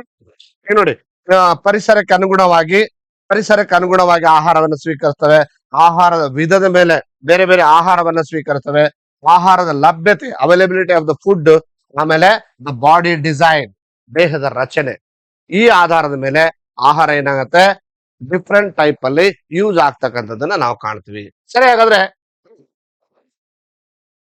ನಮಗೆ ಒಂದು ಸ್ಪಷ್ಟ ಆಯ್ತು, ಆಹಾರ ಅನ್ನೋದು ಸ್ವೀಕಾರ ಮಾಡುವಂತ ಜೀವಿಗಳು ಬೇರೆ ಬೇರೆ ರೀತಿಯ ವಾತಾವರಣಕ್ಕೆ ತರಕ್ಕಂತೆ ಆಹಾರವನ್ನ ಸ್ವೀಕರಿಸ್ತವೆ. ಎಲ್ಲಾ ಜೀವಿಗಳು ಒಂದೇ ತರ ಇಲ್ಲ ಅನ್ನೋದು. ಇನ್ನ ನಮಗೇನು ಸ್ಪಷ್ಟ ಆಗ್ಬೇಕಾಗಿದೆ ಅಂದ್ರೆ, some organism digested foods outside the body and then absorb it. ನೋಡಿ ಏನಂತ ಹೇಳ್ತಾನೆ, ಕೆಲವು ಜೀವಿಗಳು ಹೆಂಗದಾವ ಪ್ರಪಂಚದಲ್ಲಿ, ಇವೆಲ್ಲ ನೋಡಿ, ಈಗ ನಾನೇನ್ ಹೇಳಕ್ ಹೊರಟಿದ್ದೀನೋ ಅವೆಲ್ಲವೂ ಕೂಡ ಹೊರಗಡೆ ಇರುವಂತ ಆಹಾರವನ್ನ ಸ್ವೀಕಾರ ಮಾಡ್ತವೆ. ರೈಟ್, ಹೊರಗಡೆಯಿಂದ ಬಂದಂತ ಆಹಾರವನ್ನ ಸ್ವೀಕಾರ ಮಾಡ್ಕೊಂಡು ಅವು ಏನ್ ಮಾಡ್ತವೆ, ಡೈಜೆಷನ್ ಮಾಡ್ತವೆ. ಕರೆಕ್ಟಾ? ಸರಿ, ಹಾಗಾದ್ರೆ ಒಂದು ನಮಗೇನ್ ಗೊತ್ತಾಯ್ತು ಈಗ, some organism digest food outside the body and then absorb it. ಹೌದಾ? ಹೊರಗಡೆಯಿಂದ ಆಹಾರವನ್ನ ಸ್ವೀಕಾರ ಮಾಡಿ ಅವೇನ್ ಮಾಡ್ತವೆ, ಅಬ್ಸಾರ್ಬ್ ಮಾಡ್ತವೆ. ಇದು ಮೊದಲನೇ ತರದ ಪ್ರಾಣಿ ಜೀವಿಗಳು. ಎರಡನೇದು, some organisms take food inside, ಹೊರಗಡೆನೆ ಜೀವನ ಮಾಡಿ ಹೊರಗೆ ಸೇವಿಸ್ತಾವ ಅಂತ ಜೀವಿಗಳದಾವ. ಏನ್ ಮಾಡ್ತವೆ, ಹೊರಗಡೆನೆ ಆಹಾರವನ್ನ ಔಟ್ಸೈಡ್ ಏನ್ ಮಾಡ್ತಾವ, ಡೈಜೆಸ್ಟ್ ಮಾಡ್ತಾವ. ನೋಡಿ ಇವೆಂತ ಜೀವಿಗಳು, ಒಟ್ಟ ಏನು ಆಹಾರ ಹೊರಗಡೆಯಿಂದ ತಗೊಂಡು ದೇಹದ ಒಳಗಡೆಗೆ ನ್ಯೂಟ್ರಿಯೆಂಟ್ಸ್ ಆಗಿ ಕನ್ವರ್ಟ್ ಮಾಡೋದು ಗೊತ್ತು ನಮಗೆ, ಅವೆಲ್ಲ ಹೆಟ್ರೋಟ್ರೋಫಿಕ್ ಅಂತ ಗೊತ್ತು. ಹೌದಾ? ಇವೆಲ್ಲ ಕೂಡ ಹೆಟ್ರೋಟ್ರೋಫಿಕ್. ಆದ್ರೆ ಕೆಲವು ಜೀವಿಗಳು ಹೊರಗಡೆ ಆಹಾರ ಡೈಜೆಸ್ಟ್ ಮಾಡಿ ಒಳಗಡೆ ತಗೊಳ್ತಾವ. ಇದು ಒಂದು ಟೈಪ್. ಎರಡನೇ ಟೈಪ್ ಹೆಂಗದಾವ ಅಂತಂದ್ರೆ, ಆಹಾರವನ್ನ ಒಳಗಡೆ ತಗೊಳ್ತವೆ, ಇನ್ಟೇಕ್.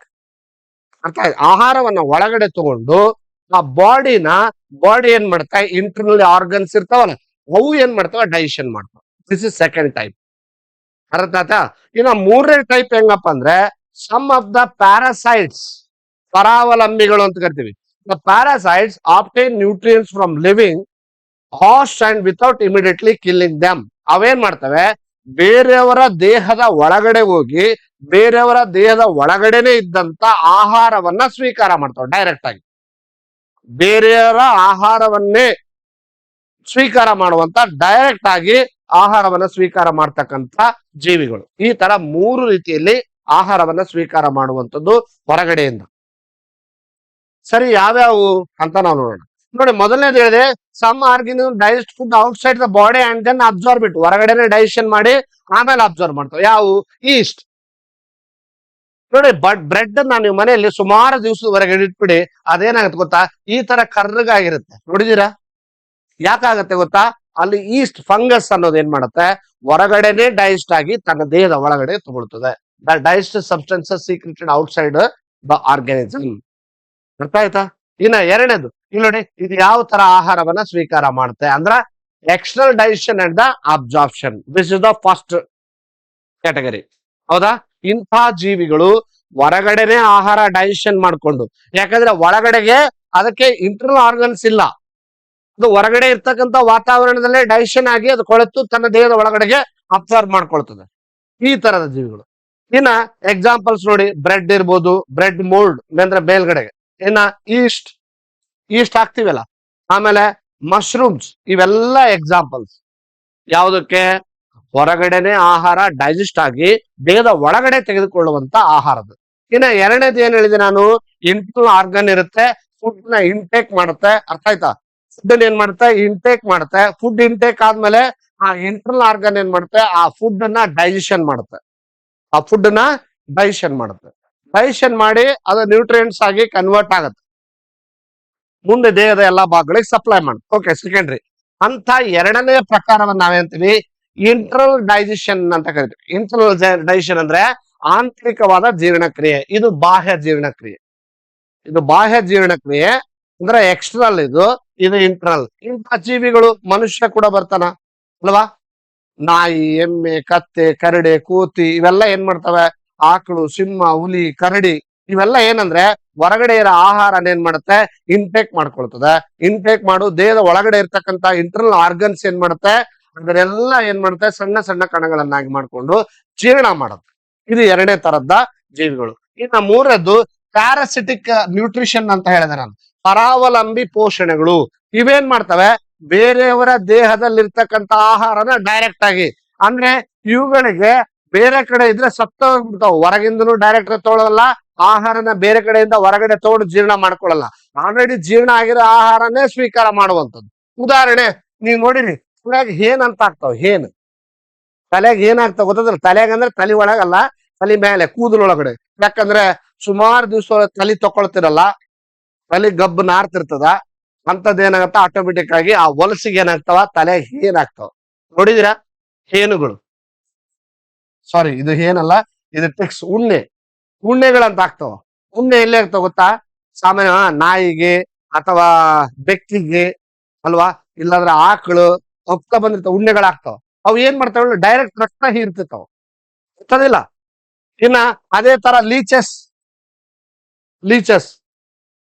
ಇವು ಅಂತೂ ಡೈರೆಕ್ಟ್ ಆಗಿ ಅಂದ್ರೆ ಜಿಗಣೆ ರಕ್ತ ಹೀರಿದಾಗ ಹೀರ್ತಾ ನೋಡಿ ಅಂತಾರ, ಜಿಗಣೆ ಹೀರಿದಾಗ. ಯಾಕೆ ಅಂದ್ರೆ ಅದು ಡೈರೆಕ್ಟ್ ಆಗಿ ಎಲ್ಲ ರಕ್ತವನ್ನ ಹೀರವು. ಇನ್ನ ಎಷ್ಟೋ ಸಲ ನೀವು ನೋಡಿರ್ಬೇಕು, ತಗಣಿ ಅಂತ ಆಗ್ತಿದ್ವು ಅವಾಗೆಲ್ಲ ಮನೆಗಳಲ್ಲಿ. ಸಣ್ಣ ರಕ್ತವನ್ನ ಹೀರ್ತಾವ, ತಗಣಿ ಅಂತ ಬರ್ತಿದ್ವು. ಇವೆಲ್ಲ ಏನಂದ್ರೆ ಇನ್ನ ಟೇಪ್ ವಾರ್ಮ್, ದೇಹದ ಒಳಗಡೆ ಆಗ್ತಕ್ಕಂಥದ್ದು. ಅರ್ಥ ಆಯ್ತಾ? ಏನಾಗ್ಬಿಡ್ತದ? ಎಷ್ಟೋ ಸಲ ನೀವು ನೋಡಿರ್ಬೇಕು, ಡಾಕ್ಟರ್ ಸಜೆಸ್ಟ್ ಮಾಡ್ತಿದಾರ, ಅತಿಯಾದ ಸಿಹಿ ತಿನ್ಬಾಡ್ರಿ, ಹೊಟ್ಟೆಗೆ ಹುಳ ಆಗ್ತಾವ, ಹೊಟ್ಟೆಗೆ ಹುಳ ಆಗ್ತಾವ ಅಂತ ಹೇಳ್ತಾರೆ. ಯಾವ ಲೆವೆಲ್ಗೆ ಆಗ್ತಾವ ಅಂದ್ರ ಕೇಜ್ ಗಟ್ಲೆ ಆಗ್ತಾವ, ತಮ್ಮಷ್ಟಿಗೆ ತಾವೇ ಆಗ್ತಾವ. ಎಷ್ಟೋ ಜನರ ಕಿಡ್ನಿ ಒಳಗಡೆನೂ ಹುಳ ತೆಗದಾರ ಆತರ. ಅರ್ಥ ಆಯ್ತಾ? ಇವೆಲ್ಲ ಏನಂದ್ರೆ ಇವು ಇನ್ನೊಂದು ದೇಹದ ಒಳಗಡೆಯ ರಕ್ತವನ್ನ ಡೈರೆಕ್ಟ್ ಆಗಿ ಹೀರ್ತಾವ. ಅಂದ್ರೆ ಪರಾವಲಂಬಿಗಳು. ಇವು ಇನ್ನೊಬ್ಬರ ಮೇಲೆನೆ ಅವಲಂಬಿ ಆಗಿರ್ತಾವ, ಇನ್ನೊಂದು ಜೀವಿ ಮೇಲೆ ಅವಲಂಬ ಆಗಿರ್ತವೆ. ಇದೇನಾದ್ರೂ ಡೈರೆಕ್ಟ್ ಆಗಿ ಏನು ಹೊರಗಡೆ ಬಿದ್ದ್ಬಿಡ್ಲಿ ಅಥವಾ ಸುಮಾರು ದಿವಸ ಹೊರಗಡೆ ಇರ್ಲಿ, ಅದು ಹೊರಗಡೆ ಆಹಾರವನ್ನ ತಗೊಳಕ್ಕಾಗಲ್ಲ, ಅದು ಜೀವನಿಸ್ಕೊಳಕ್ಕಾಗಲ್ಲ. ಹೊರಗಿನ ಆಹಾರನೇ ತಗೊಳಕ್ ಅಂದ್ಮೇಲೆ ಅದು ಸತ್ತೇ ಹೋಗ್ತದೆ. ಅದು ಇನ್ನೊಬ್ರ ತಲೆಗಿದ್ರೆ ಮಾತ್ರ ಬದುಕ್ತೈತೆ. ಅರ್ಥ ಆಯ್ತಾ? ಅದಕ್ಕೆ ಯಾರ ತಲೆಗನ ಏನ್ ಬಿದ್ದಿದ್ರ ಬಗಲಾಗ ಕೂತ್ಕೊಂಡ್ಬಿಟ್ರೆ ನಿಮ್ ತಲೆ ಮೇಲೆ ಬರ್ತಾವ, ನಿಮ್ ತಲೆಗೆ ವಾಸ ಮಾಡ್ತಾವ. ಅವ್ರ ವಾಸಸ್ಥಾನ ಯಾವುದು? ನಿಮ್ ತಲೆ ಕೂದಲ. ಕರೆಕ್ಟಾ? ಸೊ ಹೀಗೆ ಇವೇನಂದ್ರೆ ಪರಾವಲಂಬಿಗಳು. ಅಂದ್ರೆ ಈಗ ನಮಗೆ ಸ್ಪಷ್ಟ ಗೊತ್ತಾಯ್ತು, ಮೂರು ರೀತಿಯ ಜೀವಿಗಳದಾವ. ಕರೆಕ್ಟಾ? ಒಂದು ಎಕ್ಸ್ಟರ್ನಲ್ ಅಬ್ಸಾರ್ಪ್ಷನ್ ಮಾಡುತ್ತೆ, ಎಕ್ಸ್ಟರ್ನಲ್ ಡೈಜೆಷನ್ ಅಂಡ್ ಅಬ್ಸಾರ್ಪ್ಷನ್. ಹೊರಗಡೆ ಡೈಜೆಸ್ಟ್ ಆಗಿರೋ ಫುಡ್ ಅನ್ನ ಅಬ್ಸಾರ್ಬ್ ಮಾಡೋದು ಮೊದಲನೇದು. ಎರಡನೇದು ಯಾವುದು? ಇರ್ಲಿ, ಎರಡನೇದು ಯಾವುದು? Internal digestion. ಇಂಟರ್ನಲ್ ಡೈಜೆಷನ್ ಅಂದ್ರೆ ದೇಹದ ಒಳಗಡೆ ಆಹಾರವನ್ನು ತೆಗೆದುಕೊಂಡು ಆ ಆಹಾರನ ಏನ್ ಮಾಡುತ್ತೆ? ಜೀರ್ಣ ಮಾಡುತ್ತೆ. ಇನ್ನ ಮೂರನೇದು ಯಾವುದು? Parasitic nutrition. ಅಂದ್ರೆ ಪ್ಯಾರಾಸಿಟಿಕ್ ನ್ಯೂಟ್ರಿಷನ್ ಅಂದ್ರೆ ಈಗ ತಾನೇ ಹೇಳಿದೆ ನಾನು, ಏನ್ ಮಾಡುತ್ತೆ? ಆ ಸಾಮಾನ್ಯವಾಗಿರ್ತಕ್ಕಂತ ಆಹಾರವನ್ನ ಆಲ್ರೆಡಿ ಪಡೆದಿರುವಂತ ಜೀವಿಗಳ ಮೇಲೆ ಡಿಪೆಂಡ್ ಆಗಿ ಆ ಜೀವಿಗಳಲ್ಲಿರ್ತಕ್ಕಂತ ಆಹಾರವನ್ನ ಡೈರೆಕ್ಟ್ ಆಗಿ ಹೀರ್ಕೊಳ್ಳೋದು.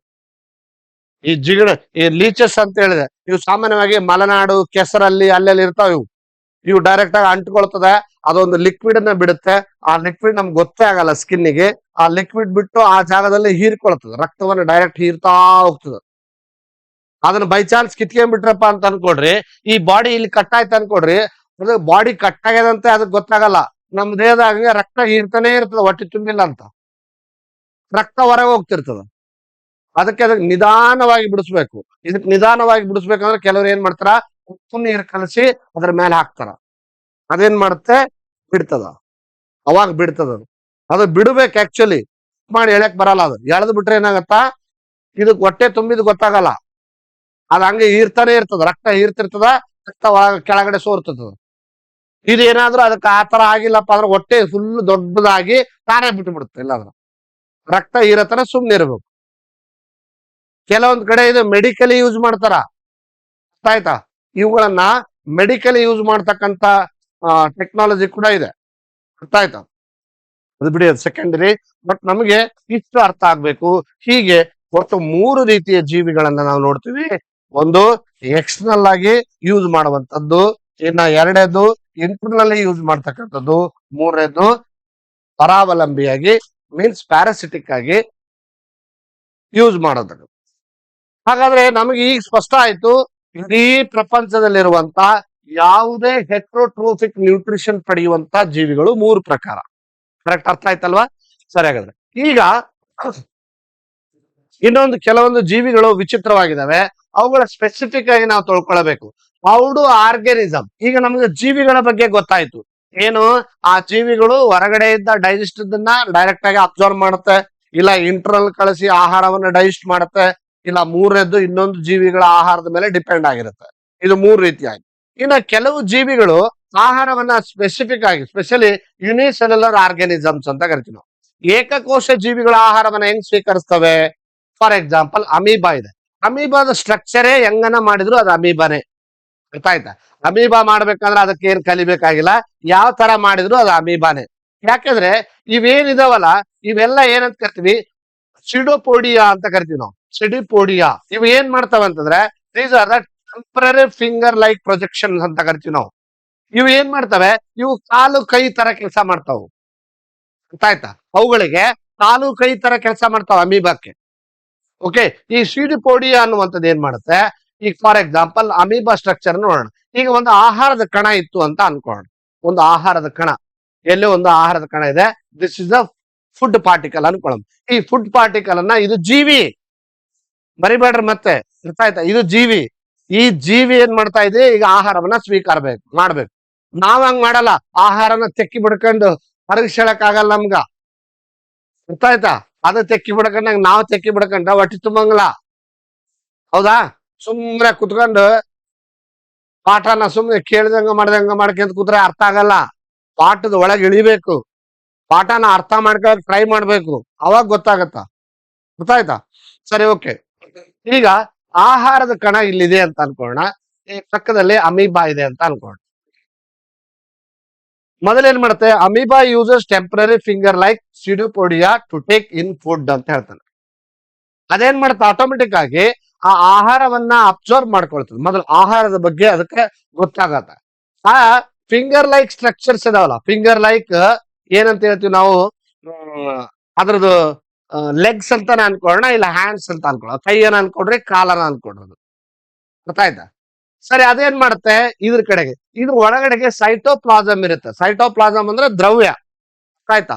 ಆರ್ಗ್ಯಾನಲ್ಸ್ ಇದ್ದಲ್ಲಿ, ಸೆಲ್ಸ್ ಒಳಗಡೆ ಆರ್ಗ್ಯಾನಲ್ಸ್ ಇರುತ್ತಲ್ಲ, ಆರ್ಗ್ಯಾನಲ್ಸ್ ಎಲ್ಲ ತೇಲಾಡ್ತಾ ಇರ್ತಾವಲ್ಲ, ಅದ್ರೊಳಗಡೆ ಒಂದು ಲಿಕ್ವಿಡ್ ಇರುತ್ತೆ. ಆ ಲಿಕ್ವಿಡ್ ಅನ್ನ ನಾವೇನ್ ಕರಿತೀವಿ, ಸೈಟೋಪ್ಲಾಸಮ್ ಅಂತ ಕರಿತೀವಿ. ಈ ಸೈಟೋಪ್ಲಾಸಮ್ ಬಗ್ಗೆ ನಾನು 9th ಸ್ಟ್ಯಾಂಡರ್ಡ್ ಅಲ್ಲಿ ನಿಮ್ಗೆ ಡೀಟೇಲ್ ಆಗಿ ಹೇಳಿದೀನಿ. ಓಕೆ, ಈ ಸೈಟೋಪ್ಲಾಸಮ್ ಇರುತ್ತಲ್ಲ, ಜೊತೆಗೆ ಅದ್ರ ಸೆಂಟರ್ ಅಲ್ಲಿ ಒಂದು ನ್ಯೂಕ್ಲಿಯಸ್ ಅಂತ ಇರುತ್ತೆ. ಇನ್ನು ಇದು ಸೆಡುಪೋಡಿಯಾ. ಈ ಸೆಡುಪೋಡಿಯಾ ಅನ್ನೋದು ಏನ್ ಮಾಡುತ್ತೆ, ಈ ತರ ಇಲ್ಲ, ಎಲ್ಲಾ ಕಡೆ ಇದಾವ ಅಲ್ವಾ. ಇವೇನ್ ಮಾಡ್ತಾವಂದ್ರೆ, ಆಹಾರ ತನ್ನ ಪಕ್ಕದಲ್ಲಿ ಬಂದ ಕೂಡಲೇ surrounded the food particle and form of food vacuoles. Automatic ಆಗಿ ತನ್ನ ಎರಡೂ ಭಾಗಗಳಿಂದ ಆ ಏನು ಹೇಳ್ತಾ ಇದೀನಲ್ಲ, ಫಿಂಗರ್ ಲೈಕ್ ಸ್ಟ್ರಕ್ಚರ್ಸ್ ಇದಲ್ಲ, ಫಿಂಗರ್ ಲೈಕ್ ಸ್ಟ್ರಕ್ಚರ್ಸ್, ಆ ಫಿಂಗರ್ ಲೈಕ್ ಸ್ಟ್ರಕ್ಚರ್ ಇಂದ ಆಟೋಮೆಟಿಕ್ ಆಗಿ ಏನ್ ಮಾಡತ್ತದು, ಲಾಕ್ ಮಾಡ್ಕೊಳ್ತದೆ, ಗೊತ್ತಾಯ್ತಾ. ನೋಡಿ, ಆಹಾರ ಹೆಂಗ್ ಸ್ವೀಕಾರ ಮಾಡಕತ್ತದು, ಅದಕ್ಕೆ ಕೈ ಇಲ್ಲ, ಕಾಲಿಲ್ಲ, ಮುಖ ಇಲ್ಲ, ಯುನಿಸೆಲ್ಯುಲರ್, ಒಂದೇ ಸಿಂಗಲ್ ಸೆಲ್ ಇಂದ ಕೆಲಸ ಮಾಡ್ಬೇಕದು. ಸರಿ, ಆಹಾರದ ಸುತ್ತ ಏನಾಗತ್ತೆ, ಲಾಕ್ ಮಾಡ್ಕೊಳ್ತದೆ. ನೋಡಿ, ಆಹಾರ ಸುತ್ತ ಹೆಂಗ್ ಲಾಕ್ ಮಾಡ್ಕಂತು. And the digestion occurs inside the food vacuoles. ಅದೇನ್ ಮಾಡುತ್ತೆ, ಆಹಾರವನ್ನ the pseudopodia surrounded the food particle surround ಮಾಡ್ಕೊಳ್ತು. Next and form of food vacuole, ಅಲ್ಲಿ ಒಂದು ವಾತಾವರಣವನ್ನ ಕ್ರಿಯೇಟ್ ಮಾಡ್ಕೊಳ್ತದೆ. ಅದು ಏನಂದ್ರೆ, ಅದೊಂದು ರೌಂಡ್ ಆಗಿ ಕ್ಯಾಪ್ಚರ್ ಮಾಡ್ಕೊಂಡ್ಬಿಡುತ್ತೆ. This is food vacuole. ಅಂದ್ರೆ ಆ ಒಂದು ಆಹಾರವನ್ನ ಜೀರ್ಣ ಮಾಡ್ಕೊಳ್ಳೋದಕ್ಕೆ ರಸದಾನಿಯನ್ನಾಗಿ ಕ್ರಿಯೇಟ್ ಮಾಡ್ಕೊಳ್ತದೆ. ನಂತರ ಏನಾಗುತ್ತೆ, ನಂತರ the digestion of the food inside food vacuole. ಆ ಫುಡ್ ವ್ಯಾಕ್ಯೂಲ್ ಅಲ್ಲೇ ಆ ಆಹಾರವನ್ನ ಸಣ್ಣ ಸಣ್ಣ ಸಣ್ಣ ಸಣ್ಣ ಕಣಗಳನ್ನಾಗಿ ಮಾಡ್ಕೊಳ್ತದೆ. ಆಯ್ತಾ? Digestion occur inside the food and digested nutrients and absorb the into the cytoplasm. ಆ ಸೈಟೋಪ್ಲಾಸಮ್ ಅಲ್ಲಿ ಇರ್ತಕ್ಕಂತ ಈ ವ್ಯಾಕ್ಯೂಲ್ ಅನ್ನೋದು ಏನ್ ಮಾಡುತ್ತೆ, ಆಹಾರವನ್ನ ಇಷ್ಟು ದೊಡ್ಡ ಇರುವಂತ ಆಹಾರದ ಕಣವನ್ನ ಇಷ್ಟು ಸಣ್ಣ ಕಣಗಳನ್ನಾಗಿ ಮಾಡ್ಕೊಳ್ತದೆ. ನಂತರ ಏನಾಗುತ್ತೆ, ಫುಡ್ ಎಲ್ಲ ಡೈಜೆಷನ್ ಆಗುತ್ತು, ಹೀರ್ಕೊಳ್ತದೆ. ಆಹಾರವನ್ನ ಏನ್ ಮಾಡುತ್ತದು, ಹೀರ್ಕೊಳ್ತದೆ. ಹೀರ್ಕೊಂಡಾದ್ಮೇಲೆ ಏನ್ ಮಾಡುತ್ತೆ, ನ್ಯೂಟ್ರಿಯೆಂಟ್ಸ್ ಅಬ್ಸಾರ್ಬ್ ದ ಸೈಟೋಪ್ಲಾಸಮ್. ಅದರಲ್ಲಿ ಇರ್ತಕ್ಕಂಥ ಎಲ್ಲಾ ನ್ಯೂಟ್ರಿಯೆಂಟ್ಸ್ ಅನ್ನ ಅದು ಅಬ್ಸಾರ್ಬ್ ಮಾಡ್ಕೊಳ್ತದೆ. ನೆಕ್ಸ್ಟ್ ಲಾಸ್ಟ್ ಏನಾಯ್ತು, ಅನ್ಡೈಜೆಸ್ಟೆಡ್ ಫುಡ್. ಅನ್ಡೈಜೆಸ್ಟೆಡ್ ಫುಡ್ ಯಾವುದೋ ಒಂದು ಭಾಗದಿಂದ ಹೊರ ಹಾಕಿಬಿಡುತ್ತದೆ. ಅರ್ಥ ಆಯ್ತಾ? ಯಾವುದೋ ಒಂದು ಭಾಗದಿಂದ ಆ ಅನ್ಡೈಜೆಸ್ಟೆಡ್ ಫುಡ್ ಅನ್ನ ಹೊರಗೆ ಹಾಕ್ಬಿಡುತ್ತೆ. ಇದ್ರ ಕೆಲಸ ಇಷ್ಟೇ, ಪಕ್ಕದಲ್ಲೆಲ್ಲ ಆಹಾರದ ಹತ್ರ ಹೋಗೋದು. ಅರ್ಥ ಆಯ್ತಾ? ಅದರಲ್ಲಿ ಇರ್ತಕ್ಕಂಥ ಆಹಾರವನ್ನ ಅಬ್ಸಾರ್ವ್ ಮಾಡೋದಕ್ಕೆ ಅದಕ್ಕೆ ಡಿಟೆಕ್ಷನ್ ಮಾಡುತ್ತೆ. ಡಿಟೆಕ್ಷನ್ ಮಾಡಿದ ಕೂಡ ಅದ್ರ ಸುತ್ತವರಿತದೆ. ಸುತ್ತವರೆದು ಒಂದು ವ್ಯಾಕ್ಯೂಲ್ ಕ್ರಿಯೇಟ್ ಮಾಡುತ್ತೆ. ವ್ಯಾಕ್ಯೂಲ್ ಕ್ರಿಯೇಟ್ ಮಾಡ್ಕೊಂಡು ಅಲ್ಲಿ ಒಂದು ವ್ಯಾಕ್ಯೂಲ್ಸ್ ಮೂಲಕ ಏನ್ ಮಾಡುತ್ತೆ, ಆಹಾರನ ಸಣ್ಣ ಸಣ್ಣ ಕಣಗಳನ್ನಾಗಿ ಮಾಡುತ್ತೆ. ಯಾಕೆಂದ್ರೆ ದೊಡ್ಡ ಆಹಾರ ಸಣ್ಣ ಕಣಗಳಾದಾಗ ಮಾತ್ರ ಆಹಾರ ದೇಹದ ಒಳಗಡೆಗೆ ಕೆಲಸ ಮಾಡುತ್ತೆ. ಆ ಸಣ್ಣ ಕಣಗಳನ್ನಾಗಿ ಮಾಡ್ಕೊಂಡು ಆಹಾರನ ಏನ್ ಮಾಡುತ್ತೆ, ಡೈಜೆಸ್ಟ್ ಮಾಡುತ್ತೆ. ಡೈಜೆಸ್ಟ್ ಮಾಡ್ಕೊಂಡು ಎಷ್ಟೋ ವೇಸ್ಟ್ ಪದಾರ್ಥ ದೇಹದಲ್ಲೇ ಉಳ್ಕೊಳ್ತದೆ. ಅದನ್ನ ಏನ್ ಮಾಡುತ್ತೆ, ಅನ್ಡೈಜೆಸ್ಟೆಡ್ ಫುಡ್ ನ ಯಾವುದೋ ಒಂದು ಫಿಂಗರ್ ಲೈಕ್ ಸ್ಟ್ರಕ್ಚರ್ ಅಂತ ಇದಲ್ಲ, ಅದ್ರ ಮೂಲಕ ಭಾಗದಿಂದ ಹೊರಗೆ ಹಾಕ್ಬಿಡುತ್ತೆ. ಮುಗೀತು, ಇದ್ರ ಫುಡ್ ಸಿಸ್ಟಮ್ ಮುಗೀತು. ಅರ್ಥ ಆಯ್ತಾ? ಸೊ ಹಾಗಾದ್ರೆ ಒಂದು ಸ್ಪಷ್ಟ ಮಾಡ್ಕೊಳ್ಳಿ ನೋಡಿ. ಫಸ್ಟ್ ಫುಡ್ ಪಾರ್ಟಿಕಲ್ ಏನಾಯ್ತು, ಅದ್ರ ಒಳಗಡೆಗೆ ಹೋಯ್ತು, ಆ ಫುಡ್ ವ್ಯಾಕ್ಯೂಲ್ಸ್ ಕ್ರಿಯೇಟ್ ಆಯ್ತು, ಆಮೇಲೆ ಡೈಜೆಷನ್ ಆಯ್ತು, ಅಬ್ಸಾರ್ಪ್ಷನ್ ಆಯ್ತು, ಅಂಡ್ ಡೈಜೆಷನ್ ಅಥವಾ ರಿಮೂವಲ್ ಅಥವಾ ಎಕ್ಸ್ಕ್ರಿಟರಿ ಆಯ್ತು. ಇಷ್ಟೆಲ್ಲ ನಾವ್ ಎದರಲ್ಲಿ ನೋಡ್ತೀವಿ, ಅಮೀಬಾದಂತಹ ಅಂದ್ರೆ ನಮ್ಮ ಪೋಷಣೆಗಳನ್ನ ಯಾವ ತರ ಮಾಡ್ಕೊಳ್ತದೆ ಅನ್ನೋದು ನಮಗೆ ಗೊತ್ತಾಯ್ತು. ಇನ್ನ ಸ್ಪೆಸಿಫಿಕ್ ಆಗಿ ಪ್ಯಾರಾಮಿಸಿಯಂ ಅಂತ ಕೇಳಿದ್ರೆ, it is also one of the unicellular. Sir ಇವೆಲ್ಲ ಇದಕ್ಕೆ ಸರಿ ಯಾಕೆ ಅಂತಂದ್ರೆ, ನಾವು ಸಾಮಾನ್ಯವಾಗಿರುವಂತ 3 ರೀತಿಯ ಜೀವಿಗಳನ್ನ ನಾವು ನೋಡಿದೀವಿ. ಆದ್ರೆ ಈ ಜೀವಿಗಳು ಹೆಂಗ ಆಹಾರ ಸ್ವೀಕಾರ, ಸರ್ ಜೀವಿಗಳಂತೀರಿ ಮತ್ತೆ ಅದಕ್ಕೆ ಫುಡ್ ಹೆಂಗ? ಇವು ಕಣ್ಣಿಗೆ ಕಾಣದೇ ಇರುವಂತ ಎಷ್ಟೋ ಸಣ್ಣ ಸಣ್ಣ ಜೀವಿಗಳಿವೆಲ್ಲ. ಅರ್ಥ ಆಯ್ತಾ? ಇಂಥ ಜೀವಿಗಳು ಆಹಾರವನ್ನು ಹೆಂಗ್ ಸ್ವೀಕರಿಸ್ತಾವ? ಸ್ವಲ್ಪ ಆ ಅಮೀಬಾಕ್ಕೂ ಮತ್ತು ಇದಕ್ಕೆ ಏನ್ ಡಿಫ್ರೆಂಟ್ ಅಂದ್ರ, ಇದ್ರ ಬಾಡಿ ಸ್ಟ್ರಕ್ಚರ್ ಶೇಪ್ ಫಿಕ್ಸ್ ಇರುತ್ತ. ಈಗ ನಾವು ಅಮೀಬಾ ಹೇಳಿದ್ರೆ ಹೆಂಗನ ಒಂದ್ ರಚನೆ ಮಾಡು ಅಮೀಬಾ ಆಗ್ಬಿಡುತ್ತ ಅಂತ ಹೇಳಿದೆ ನಾವು. ಪ್ಯಾರಾಮಿಸಿಯಂ ಹಂಗ್ ಮಾಡಕ್ ಬರಲ್ಲ. ಪ್ಯಾರಾಮಿಸಿಯಂ ಬಾಡಿ ಸ್ಟ್ರಕ್ಚರ್ ಈ ತರ ಇದೆ, ಫಿಕ್ಸ್ ಇದೆ. ಅರ್ಥ ಆಯ್ತಾ? ಈ ತರನೇ ನೀವು ಡಯಾಗ್ರಾಮ್ ಮಾಡ್ಬೇಕಾಗತ್ತೆ. ಯಾವ್ದೋ ಒಂಥರ ನಾ ಮಾಡ್ತೀನಿ ಅಂತಂದ್ರೆ ನಡೆಯಲ್ಲ. ಅರ್ಥ ಆಯ್ತಾ? ಅದ್ರಲ್ಲಿ ಹೆಂಗ್ ಮಾಡ್ಬೇಕಾಗತ್ತೆ ಅಂತಂದ್ರೆ ಇದೇ ತರಾನೇ ಮಾಡ್ಬೇಕು. ಇದನ್ನ ನಾವೇನಂತ ಕರಿತೀವಿ, ಈಗ ನಾವು ಜಸ್ಟ್ ಒಂದು ಎಕ್ಸಾಂಪಲ್ ನೋಡ್ತಾ ಹೋಗೋಣ. ಪ್ಯಾರಾಮಿಸಿಯಂ ಇದ unicellular organism with a definite shape. ಇದಕ್ಕೆ ತನ್ನದೇ ಆದಂತ ಒಂದು ಶೇಪ್ ಇದೆ. ಅರ್ಥ ಆಯ್ತಾ? ಪ್ಯಾರಾಮಿಸಿಯಂ ಏನಿದೆ, ತನ್ನದೇ ಆಗಿರುವಂತ ಒಂದು ಶೇಪ್ ಇದೆ. ಇನ್ನು the food is taken in the specific spot on its body. ಅಂದ್ರೆ ತನ್ನ ದೇಹದ ಹೊರಗಡೆಗೆ ಒಂದು ಸ್ಪೆಸಿಫಿಕ್ ಆಗಿರ್ತಕ್ಕಂಥ ಇನ್ಟೇಕ್ ಸ್ಪಾಟ್ಸ್ ಇರುತ್ತೆ. ನೋಡಿ ಇಲ್ಲಿ, ಇದು ಸ್ಪೆಸಿಫಿಕ್ ಆಗಿರುವಂತ ಒಂದು ಸ್ಪಾಟ್. ಈ ಸ್ಪಾಟ್ ಇಂದಲೇ ಅದು ಆಹಾರ ಸ್ವೀಕಾರ ಮಾಡಬೇಕು. ಅಮೀಬಾ ತರ ಎಲ್ಲಿ ಬೇಕಲ್ಲೇ ಮಾಡಕ್ ಆಗಲ್ಲ. ಅರ್ಥ ಆಯ್ತಾ? ಸ್ವಲ್ಪ ಇದು ಡೆವಲಪ್ಡ್ ಆರ್ಗನಿಸಮ್ ಅಂತ ಹೇಳ್ಬೋದು ನಾವು. When we compare to the amoeba, it is developed organism in unicellular. ಇದೇನ್ ಮಾಡುತ್ತೆ, ಇದು ತನ್ನ ದೇಹದ ಒಳಗಡೆಗೆ ಆಹಾರ ಸ್ವೀಕಾರ ಮಾಡುವ ಭಾಗ. ಗೊತ್ತಾಯ್ತಾ? ಇದು ಆಹಾರ ಸ್ಪೆಸಿಫಿಕ್ ಫುಡ್ ಇಂಟೇಕ್ ಸ್ಪಾಟ್ ಅಂತ ಹೇಳ್ತೀವಿ ನಾವು. ಗೊತ್ತಾಯ್ತಾ? ಇನ್ನು ಎರಡನೇದು, ಮೂರನೇದು, the entire cell surface is covered with a tiny hair like a cilia. ನೋಡಿ, ಇದ್ರ ಸುತ್ತ ದೇಹದ ಹೊರಗಡೆಗೆ ಸಣ್ಣ ಸಣ್ಣ ಸಣ್ಣ ಸಣ್ಣ ಕೂದಲುಗಳ ರಚನೆಗಳಿರುತ್ತೆ. ಅರ್ಥ ಆಯ್ತಾ?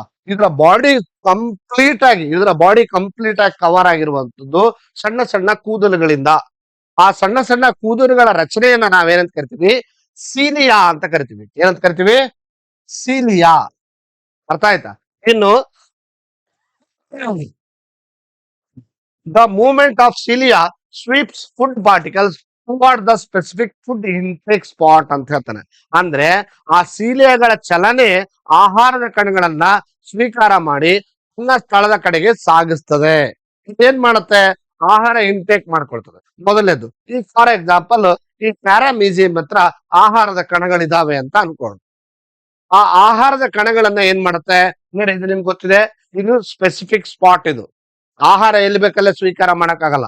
ಯಾವುದು ಅಮೀಬಾ ಈ ತರ ಇತ್ತಲ್ಲ, ಅಮೀಬಾ ಈ ತರ ಇತ್ತು. ಅಮೀಬಾ ಈ ತರ ಇದ್ದಂತ ಫಿಂಗರ್ ಲೈಕ್ ಸ್ಟ್ರಕ್ಚರ್ ಇಂದ ಏನ್ ಮಾಡ್ತಿತ್ತು, ಅದು ಈ ಭಾಗನಾಗ್ಲಿ ಆಹಾರ ಎಕಡೆ ಇರುತ್ತೆ ಆ ಕಡೆ ಲಾಕ್ ಮಾಡ್ತಿತ್ತು. ಹೌದಾ ಅಲ್ಲ? ಎಸ್. ಆದ್ರೆ ಇಲ್ಲೇನಾಗ್ತಾ ಇದೆ, ಇಲ್ಲಿ ಯಾವುದೇ ರೀತಿಯಲ್ಲಿ ಡೈರೆಕ್ಟ್ ಆಗಿ ಆಹಾರವನ್ನ ಸ್ವೀಕಾರ ಮಾಡಕ್ ಆಗಲ್ಲ.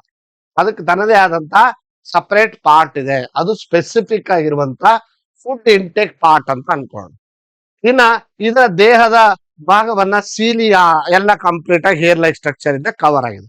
ಇನ್ನ ಫುಡ್ ಪಾರ್ಟಿಕಲ್ಸ್ ಅಲ್ಲೆಲ್ಲ ಇದೆ ಅಂತ ಅನ್ಕೊಳ್ಳೋಣ. ಅದೇನ್ ಮಾಡುತ್ತೆ, ಫುಡ್ ಪಾರ್ಟಿಕಲ್ಸ್ ನ ವಿಚಾರ ಮಾಡುತ್ತೆ. ಯಾವ್ದು ಫುಡ್ ಪಾರ್ಟಿಕಲ್ ನ ತಗೊಂಡು ಈ ಭಾಗಕ್ಕೆ ತರ್ತದೆ. ನೋಡಿ, ಈ ಭಾಗಕ್ಕೆ ತರ್ತದೆ. ಈ ಭಾಗಕ್ಕೆ ತಂದು ಏನ್ ಮಾಡುತ್ತೆ, ಅದನ್ನ ಅಬ್ಸಾರ್ಬ್ ಮಾಡುತ್ತೆ. ಹೆಂಗೆ ನೋಡಿ, ಜಸ್ಟ್ ಫುಡ್ ಪಾರ್ಟಿಕಲ್, ಆಮೇಲೆ ಮೂವ್ಮೆಂಟ್ ಆಫ್ ಸೀಲಿಯಾ. ಇವೆಲ್ಲ ಸೀಲಿಯಾ ಮೂವ್ಮೆಂಟ್ ಆಗಿ ಸ್ಟಾರ್ಟ್ ಆಗುತ್ತೆ. ಆ ಕಡೆಯಿಂದ ಈ ಕಡೆ, ಈ ಕಡೆಯಿಂದ ಆ ಕಡೆ ರೊಟೇಟ್. ಈ ಕಡೆ ಆಹಾರ ಇತ್ತಂದ್ರೆ ಈ ಕಡೆ ಟರ್ನ್ ಆಗುತ್ತೆ. ಈ ಭಾಗದಲ್ಲಿದ್ದ ಆಹಾರದ ಕಣವನ್ನ ಸ್ವೀಕಾರ ಮಾಡುತ್ತೆ. ಆಮೇಲೆ ಏನ್ ಮಾಡುತ್ತೆ, ತನ್ನ ಸ್ಪೆಸಿಫಿಕ್ ಪಾರ್ಟ್ ಇಂದ ಆಹಾರವನ್ನ ಅಬ್ಸರ್ವ್ ಮಾಡುತ್ತೆ. ನೆಕ್ಸ್ಟ್ ಆ ಫುಡ್ ಅನ್ನ ಡೈಜೆಸ್ಟ್ ಮಾಡುತ್ತೆ, ಇಂಟೇಕ್ ಮಾಡುತ್ತೆ. ಅರ್ಥ ಆಗಿದೆಯಾ? ಸರಿ, ಹಾಗಾದ್ರೆ ಒಂದು ಸ್ಪಷ್ಟ ಆಯ್ತು. ಅಮೀಬಾಕ್ಕೂ ಮತ್ತು ಪ್ಯಾರಾಮೀಸಿಯಮಿಗೂ ಡಿಫ್ರೆಂಟ್ ಏನಿದೆ, ಇದಕ್ಕೆ ಸಪರೇಟ್ ಆಗಿ ಇದಕ್ಕೆ ಸಪರೇಟ್ ಆಗಿ ಏನೇನು ಡಿಫ್ರೆಂಟ್ ಇದೆ, ಮೇನ್ ಡಿಫ್ರೆನ್ಸ್ ನೋಡಿ.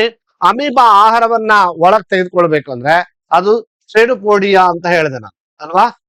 ಆದ್ರೆ ಇದಕ್ಕೆ ಯಾವುದೇ ರೀತಿ ಆ ತರ ಇಲ್ಲ. ಅದಕ್ಕೆ ಸ್ಪೆಸಿಫಿಕ್ ಆಗಿ ಮೌತ್ ತರದು ಅಂದ್ರೆ ಆ ಅಥವಾ ಓರಲ್ ಗ್ರೂ ಅಂತ ಕರಿತೀವಿ ನಾವು. ಅಂದ್ರೆ ಪ್ಯಾರಾಮೀಸಿಯಮಿಗೂ ಈ ಅಮೀಬಾಕು ಏನ್ ಡಿಫ್ರೆಂಟ್ ಇದೆ ನೋಡಿ. ಇದು ಹೆಂಗ್ ಆಹಾರ ಸ್ವೀಕಾರ ಮಾಡ್ತಾ, ಅದ ಹೆಂಗ್ ಆಹಾರ ಸ್ವೀಕಾರ ಮಾಡ್ತಾ ನಾ ಈಗ ಆಲ್ರೆಡಿ ಹೇಳ್ಬಿಟ್ಟಿದ್ದೀನಿ ಅಲ್ವಾ.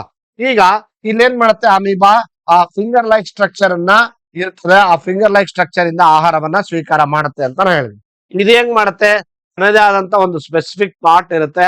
ಆ ಸ್ಪೆಸಿಫಿಕ್ ಪಾರ್ಟ್ ಇಂದ ಏನಾಗುತ್ತೆ, ಆಹಾರವನ್ನ ಸ್ವೀಕಾರ ಮಾಡುತ್ತೆ. ರೈಟ್? ಅಂದ್ರೆ ಟೋಟಲಿ ಅಮೀಬಾಕ್ಕೂ ಮತ್ತು ಪ್ಯಾರಾಮೀಸಿಯಂಗೆ ಏನ್ ಡಿಫ್ರೆಂಟ್ ಅಂದ್ರೆ, amoeba uses pseudopodia and engulfs of food, ಆಹಾರವನ್ನ ಒಳಗೆ ತೆಗೆದುಕೊಳ್ತದೆ. ಸೊ ಹಾಗಾಗಿ ಅಮೀಬಾ ಕೆಲಸ ಮಾಡಿದಂಗ ಪ್ಯಾರಾಮೀಸಿಯಂ ಮಾಡಲ್ಲ. Paramecium uses cilia and moves food to a specific spot. ಆ ಸ್ಪೆಸಿಫಿಕ್ ಸ್ಪಾಟ್ ಅಲ್ಲಿ ಆ ಆಹಾರವನ್ನ ತಂದು ಆಹಾರವನ್ನ ಸ್ವೀಕಾರ ಮಾಡುತ್ತೆ. ಇದು ಯಾವುದು, ಪ್ಯಾರಾಮೀಸಿಯಂ ಮತ್ತು ಯುಗ್ಲಿನಾ. ಸೊ ಇಲ್ಲಿವರೆಗೆ ನಾವು ಕಂಪ್ಲೀಟ್ ಆಗಿ ಯಾವುದು ಹೆಟ್ರೋಟ್ರೋಫಿಕ್ ಅಲ್ಲಿ ಇರ್ತಕ್ಕಂಥ ಆಹಾರವನ್ನ ಎಲ್ಲಾ ಜೀವಿಗಳು ಯಾವ್ಯಾವ ತರ ಡಿಪೆಂಡ್ ಆಗಿ ಯಾವ್ಯಾವ ತರ ಸ್ವೀಕಾರ ಮಾಡ್ತವೆ ಅನ್ನೋದು ನಮಗೆ ಸ್ಪಷ್ಟ ಆಗಿದೆ. ನೆಕ್ಸ್ಟ್ ಕ್ಲಾಸ್ ಅಲ್ಲಿ ನಾ ಕಂಪ್ಲೀಟ್ ಆಗಿ ಮನುಷ್ಯ ಆಹಾರವನ್ನ ಹೆಂಗ್ ಸ್ವೀಕರಿಸ್ತಾನೆ, ಯಾವ ತರ ಆಹಾರವನ್ನ ಮನುಷ್ಯ ಸ್ವೀಕಾರ ಮಾಡ್ತಾನೆ, ಅದು ಮನುಷ್ಯನ ದೇಹದ ಒಳಗಿನ ಆಹಾರ ಹೆಂಗೆ ಡೈಜೆಸ್ಟ್ ಆಗತ್ತೆ, ಆ ಡೈಜೆಷನ್ ಮಾಡೋದಕ್ಕೆ ಏನೆಲ್ಲ ಆಹಾರದ ಒಂದು ಭಾಗಗಳು ಇದಾವೆ, ಆಹಾರದ ಕಣಗಳನ್ನ ಜೀರ್ಣ ಮಾಡೋದಕ್ಕೆ ಯಾವ್ಯಾವ ಭಾಗಗಳನ್ನ ನಾವು ಕಾಣ್ತೀವಿ ಅನ್ನೋದು ಜಸ್ಟ್ ನಾವು ಒಂದೇ ಒಂದು ನಿಮಿಷದಲ್ಲಿ ಹೇಳಿ ಈ ಕ್ಲಾಸ್ ಅನ್ನ ಮುಗಿಸಿ ನಾಳೆ ಕ್ಲಾಸ್ ಅಲ್ಲಿ ಏನ್ ಕಂಟಿನ್ಯೂ ಮಾಡ್ತೀನಿ, complete and nutrition in human beings ಅನ್ನೋದ್ರ ಬಗ್ಗೆ ಹೇಳ್ತೀನಿ. ಇದು ಕಂಪ್ಲೀಟ್ ಮನುಷ್ಯನ ಒಂದು ಡೈಜೆಸ್ಟಿವ್ ಸಿಸ್ಟಮ್. ಈ ಡೈಜೆಸ್ಟಿವ್ ಸಿಸ್ಟಮ್ ಅಲ್ಲಿ 6 ಪ್ರಮುಖವಾಗಿರುವಂತಹ ಒಂದು ಭಾಗಗಳನ್ನ ನಾವು ಮಾಡಬಹುದು. Main 6 parts. ಅರ್ಥ ಆಯ್ತಾ? ಆ ಮೇನ್ 6 ಪಾರ್ಟ್ ಅಂದ್ರೆ ಅದನ್ನ ನಾವು ಮೌತ್ ಅಂತ ಮಾಡ್ತೀವಿ. ಇನ್ನ ಈಸೋಫಿಗಸ್ ಇದೆ, ಸ್ಟಮಕ್ ಇದೆ, ಸ್ಮಾಲ್ ಇಂಟೆಸ್ಟೈನ್ ಇದೆ, ಲಾರ್ಜ್ ಇಂಟೆಸ್ಟೈನ್ ಇದೆ ಮತ್ತು ಅನೂಸ್ ಅಂತ ಇದೆ. ಆಕ್ಚುಲಿ ಇವು ನೋಡೋದಕ್ಕೆ 6 ಮಾತ್ರ, ಆದ್ರೆ ಇದರಲ್ಲಿ ಇನ್ನೂ ಸಾಕಷ್ಟು ಪಾರ್ಟ್ಸ್ ಗಳು ಕೆಲಸ ಮಾಡ್ತವೆ.